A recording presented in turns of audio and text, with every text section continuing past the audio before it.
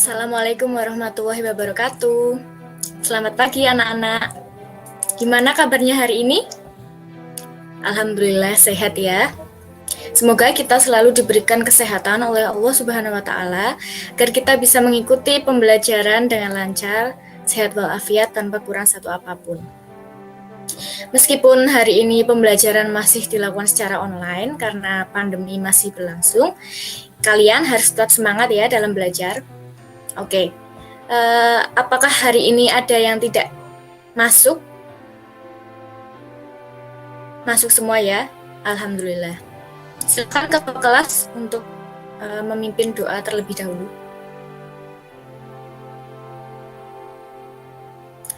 Ya, oke.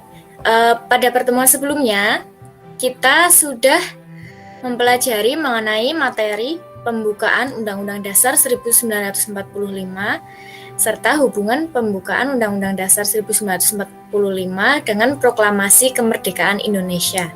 Nah, pada pertemuan kali ini kita akan melanjutkan materi yaitu pembukaan UUD 1945 mengandung pokok kaidah fundamental negara dan juga makna alinea pembukaan UUD 1945.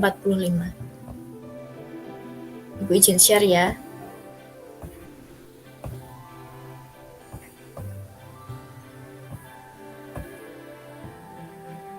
Oke. Bab 2, menumbuhkan kesadaran terhadap UUD Negara Republik Indonesia tahun 1945. Sub pembukaan memuat pokok kaidah negara yang fundamental dan makna alinea pembukaan UUD tahun 1945.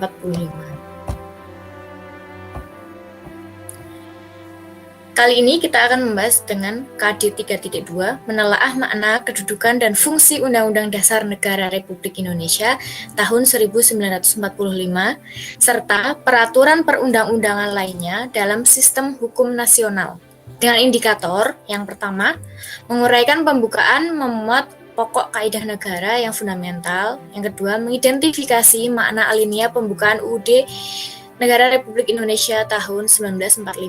Tujuan pembelajaran kali ini yaitu, setelah membaca PowerPoint, siswa dapat 1. Menguraikan pembukaan memuat pokok kaidah negara yang fundamental dengan benar, dan yang kedua, mengidentifikasi makna alinea pembukaan UUD 1945 dengan benar.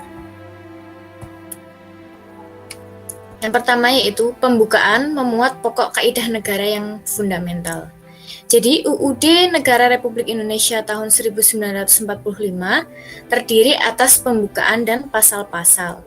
Sebagai pokok kaidah negara yang fundamental, pembukaan telah memenuhi beberapa persyaratan, yaitu yang pertama, berdasarkan sejarah terjadinya, pembukaan telah ditentukan oleh pembentuk negara, yaitu PPKI. Nah, dalam sidangnya, PPKI telah menetapkan UUD 1945 yang mewakili bangsa Indonesia.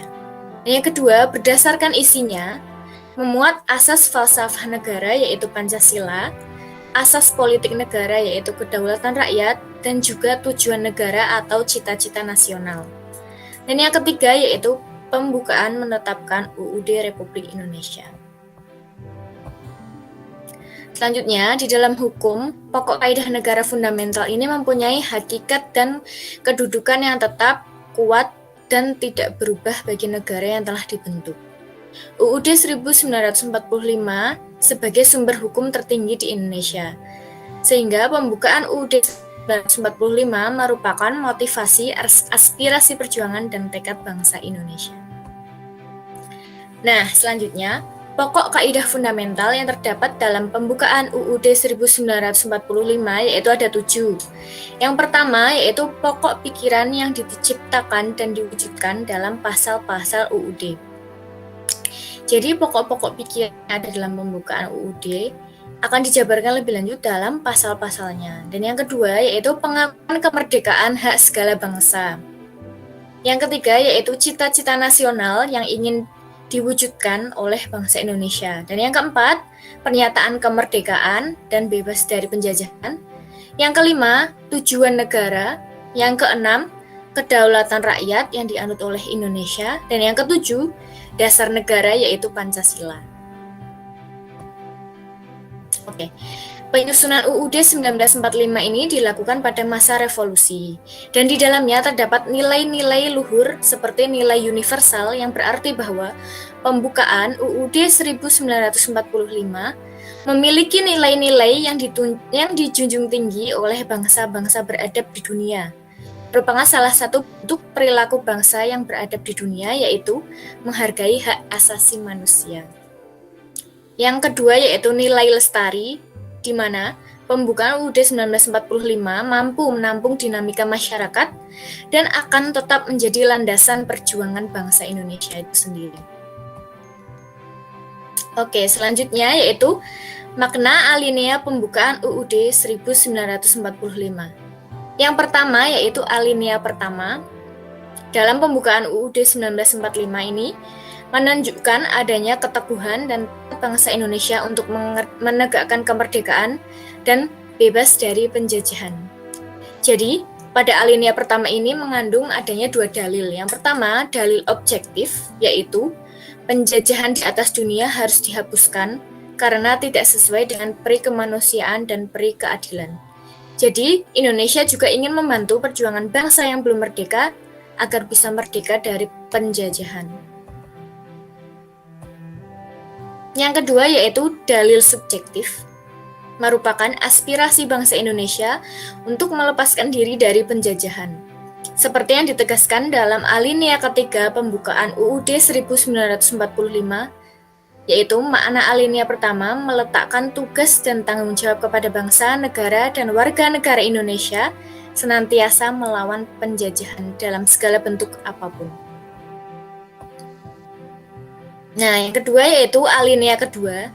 Ini menunjukkan ketepatan dan ketajaman penilaian bangsa Indonesia. Yang pertama yaitu bahwa perjuangan bangsa Indonesia telah mencapai tingkat yang menentukan, yaitu kemerdekaan, dan bisa menjalankan pemerintahan sendiri tanpa bantuan atau campur tangan dari negara lain atau negara penjajah seperti itu. Yang selanjutnya yaitu bahwa momentum yang telah dicapai harus dimanfaatkan untuk menyatakan kemerdekaan. Kemerdekaan harus diisi mewujudkan negara Indonesia yang merdeka, bersatu, berdaulat, adil, dan makmur. Jadi alinea kedua ini merupakan bentuk apresiasi atau penghargaan atas perjuangan bangsa Indonesia yang telah menang melawan penjajahan. Selanjutnya, keadilan yang terkandung dalam alinea kedua ini berarti adanya keseimbangan antara hak dan kewajiban warga negara. Jadi setiap warga negara sebelum menuntut haknya, maka mereka harus melaksanakan kewajibannya terlebih dahulu oleh negara. Selanjutnya mereka akan mendapatkan hak yang memang harus diperoleh oleh mereka setelah melaksanakan kewajiban-kewajiban tersebut. Oke, yang ketiga yaitu makna alinea ketiga yang memuat bahwa kemerdekaan didorong oleh motivasi spiritual, yaitu kemerdekaan yang dicapai oleh bangsa Indonesia merupakan rahmat dari Allah Subhanahu wa Ta'ala. Nah, bangsa Indonesia ini memiliki jiwa atau kehidupan yang sangat spiritual, di mana kemerdekaannya bukan hanya semata-mata dari perjuangan pahlawan atau bangsa Indonesia sendiri, tetapi juga berkat dari anugerah dan rahmat dari Tuhan Yang Maha Esa. Nah, yang keempat, yaitu makna alinea keempat, memuat yaitu tujuan negara yang akan diwujudkan oleh pemerintah negara Indonesia, ketentuan diadakannya UUD, bentuk negara, dan juga dasar negara yaitu Pancasila. Oke, sampai sini apakah ada yang ingin ditanyakan? Belum? Oke, selanjutnya kita akan mengerjakan tugas yang sudah Ibu siapkan ya.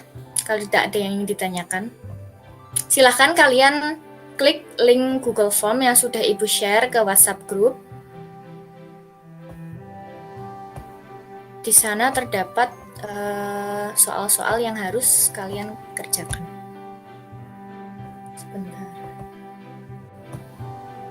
Nah, di sini terdapat dua jenis soal. Yang pertama yaitu pilihan ganda. Ada kira-kira 10 soal pilihan ganda yang harus kalian kerjakan. Dan bentuk soal yang kedua yaitu true or false atau benar atau salah. Jadi, apabila pernyataan yang ada di dalam soal kalian anggap benar, maka